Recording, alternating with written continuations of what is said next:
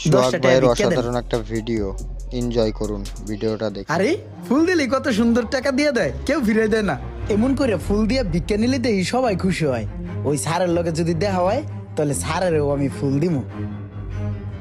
আরে এটা হেই স্যারে না, আমার যে কইছিল কিছু দিলে কিছু দিব, যাই স্যারের কাছে। স্যার আসসালামু আলাইকুম।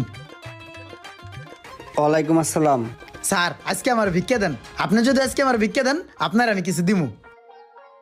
কিছু দিবা আমারে? হ্যাঁ দিমু। এই লও, আজকে তোমারে ভিক্ষা দিলাম। স্যার আমিও আপনার এই ফুলগুলা দিলাম। এই ফুল আমার জন্য? হ্যাঁ।